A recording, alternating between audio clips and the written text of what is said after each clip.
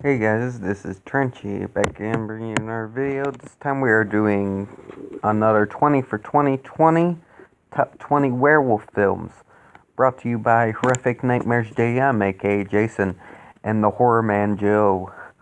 Uh, yep, this time around we are doing werewolf films. Only a couple rules, only one per franchise, and no honorable mentions. Yeah. I've been I thought we had another day to do this, but I don't know. I see everybody's dropping, so I guess this is the deadline. Um, I from the list I've seen so far, it a lot of people, well, at least Jason and Joe themselves, have said that werewolves are not their favorite genre, which is cool, you know. Which is kind of funny though, because werewolves is one of my favorite genres. I love the werewolf genre, and I had really fun making this list. Coming in 20 is kind of a guilty pleasure for me, Never Cry Werewolf. It's a film I found on TV as a kid. It's pretty much kind of like Fright Night with a werewolf. It's really not that good. It does have Nina Dobrev and Kevin Sorbo in it, who do their best with the script. And it's just a fun, cheesy werewolf movie. It's very cool. Never Cry Werewolf is number 20. Number 19 is Wolf. Jack Nicholson peeing on a dude's shoes. It's fucking great. You also have Michelle Pfeiffer in there. It's just a fun movie. So yeah, number 19 is Wolf.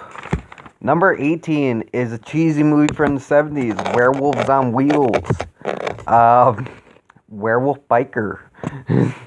That's what it is. And Satanic Monk Cult. Um, this movie's just weird as fuck, and it's fun. So yeah, number 18 is Werewolf on Wheels. Werewolves on Wheels. Number 17 is, I'm probably gonna butcher this name. My friends have been making fun of me because I can't pronounce Spanish, but it's Lobos de Argas, I think. Not sure. Or Argas. I don't know. Also known as Game of Werewolves. This is a fun Spanish werewolf film. I like how the werewolves look like bodybuilders. And it's just really cool Spanish werewolf film. So yeah, Lobos de Argas. Number 16 is a film everybody calls Bad, which is Cursed by Wes Craven. This has Jesse Eisenberg, Christina Ricci, and some other people. I really like this film. I think it's a fun film. You have a female werewolf that sticks up her middle finger in this, if I remember it correctly. It's a fun movie. I enjoyed it. So yeah, number 16 is Curse. Number 15 is I Was a Teenage Werewolf. Can't really go wrong with this film. It's a silly old, cheesy werewolf film. You know, just really hams it up, and it's a fun little film. Some people might find it boring, but I actually enjoyed it for what it was. And that was number 15 was I Was a Teenage Werewolf. Number 14 is Blood Moon. It's kind of this cool Western werewolf movie. Could it be better? Yes, but it's really cool, you know, mixing. It's really cool on its own. I love how they mix the Western elements with werewolf. I love how these people on the stagecoach get trapped by this werewolf, and you have the gunslingers and the mythology. It's great. So yeah, number 14 is Blood Moon. Number 13, I was debating putting this on this list, and I decided to go with it, and it's Trick or Treat, because that werewolf segment is so strong. Probably one of my... I wish that was a whole film. I really love... That's probably one of my favorite segment. In a bunch of... Even put up against other anthology films, I think that would be my favorite segment. I really enjoyed it. And I think it really elevates the movie for me. Very much a highlight, and I think just that segment alone can stand with a lot of these full-length movies, and actually surpass some of them, like it has on this list. Just going off that segment alone, like Trick or Treat as a whole is a great movie, but just going off that segment, I think the segment's that strong. So yeah, number 13 is Trick or Treat. Number 12 is Company of Wolves. I love the very grim fairy tale vibe of this. I also love the the aesthetic and atmosphere, the dreamy like atmosphere of this movie. It's very good, and I enjoy it. Such a dream like movie, and such just very well done. So yeah, number 12 is Company of Wolves. Number 11 is Cry of the Werewolf. This is an old 40s werewolf movie, I believe. I love how it's more of a psychological movie, and it really plays on that psychological type more than just showing the beast, and I really enjoy that. Another one with a female werewolf, which is always good to see. A few of these have female werewolves, and yeah, this is a really good movie. It really surprised me. So yeah, well, number 11 is Cry of the Werewolf. Coming in at number 10 is one I saw recently, and that is Wolf Cop. I really enjoy this fucking movie. It's fun, it's silly, it's bloody, it's violent. It just doesn't give any fucks. And yeah, it's like kind of like a superhero horror comedy spoof movie. It's amazing. So yeah, number 10 is Wolf Cop. A penis explodes in this movie.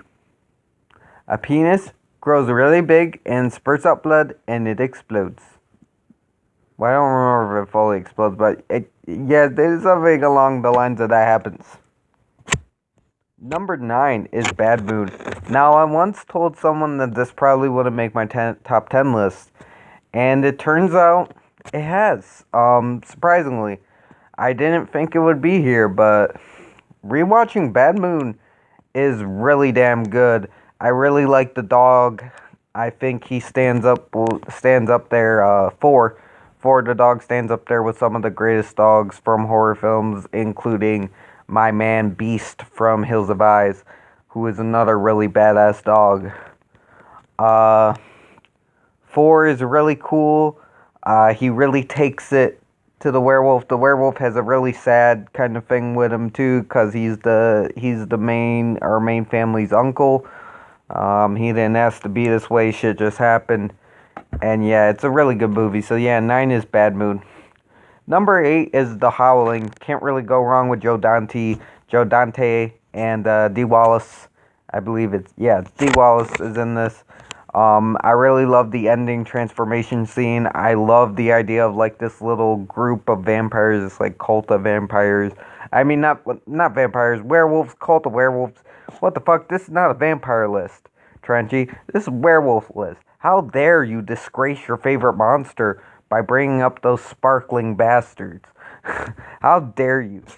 But no, vampires are cool, you know. We had a list for them. It was a good list. You have some really good vampire movies with Dracula and Nosferatu and all that. An Interview with a Vampire. But this is werewolf time, man. This is the underrated monster, because everybody loves vampires, but it's werewolf time, so we're not going to take away from that. We're going to get back.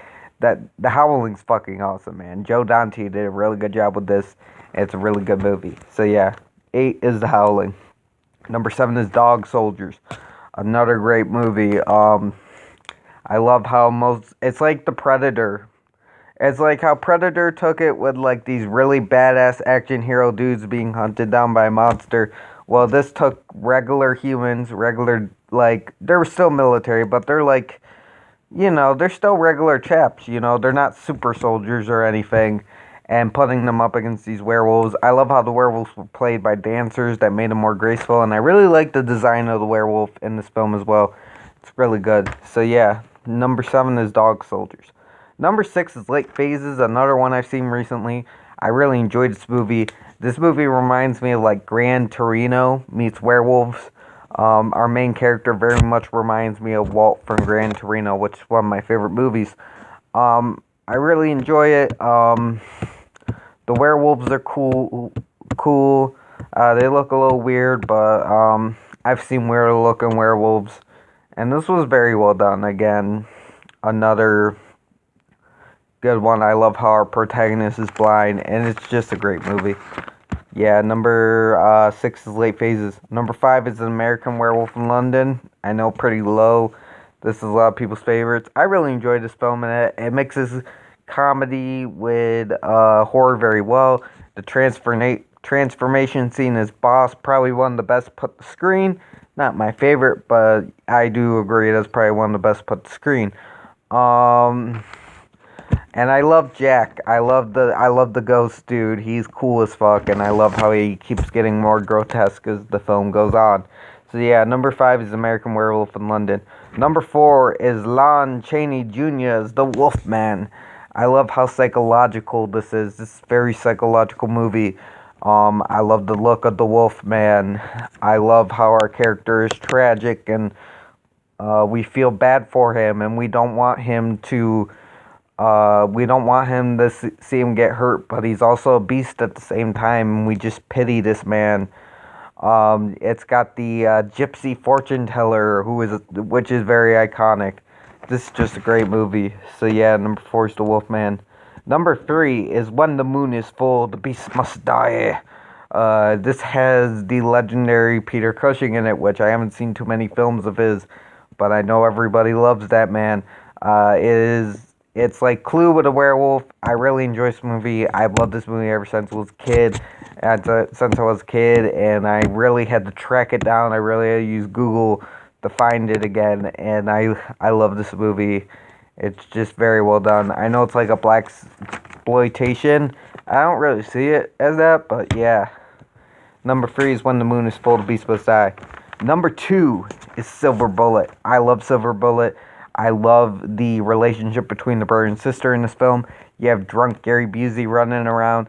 You have like the church, and kind of like showing how the church has a seedy underbelly in a way, and they're even the best people trying to show themselves in the best light can be monsters. I really love that being shown in this film. And this is just fun film. You got a fucking motorcycle wheelchair and everything. It's a great film. So yeah, number 2 is Silver Bullet. And I know the werewolf looks like a deformed teddy bear, but you know what? I still like it. And number 1 is Ginger Snaps, my favorite werewolf film of all time. I love how they use the werewolf as a metaphor for puberty. I love our main characters. Catherine Isabella and I believe Emily Perkins, right, are great actresses. This was my favorite movie of the 2000s for a reason. I love this fucking movie. I think it's very well done in every way. This is my favorite transformation put to screen because it's very gradual, and I love just slowly seeing her transform and becoming more brutal as the film goes on. I just think this is a very smart film, and I just love this film. I love everything about this fucking movie, man. Ginger Snaps is definitely one of my favorite horror movies of all time. I really fucking enjoy it, and it's a great werewolf movie. The best, in my opinion. It beats out American Werewolf in London. It beats out The Howling. It beats out The Greats for me, because I just think it's different, it's unique, and it's just very well done, and it's fucking awesome. That's all I gotta say. I went on a little rant there. Thank you, Jason and Joe, for making this. I had lots of fun making this list. I love werewolf movies. If anybody has suggestions for werewolf films down below, let me know. I never say that, but I just love this genre so much. And, yeah, I had a blast making this fucking list. So, yeah, I hope you guys have a good day. Stay frosty. This is Strengy signing off. Beep, boop, boop.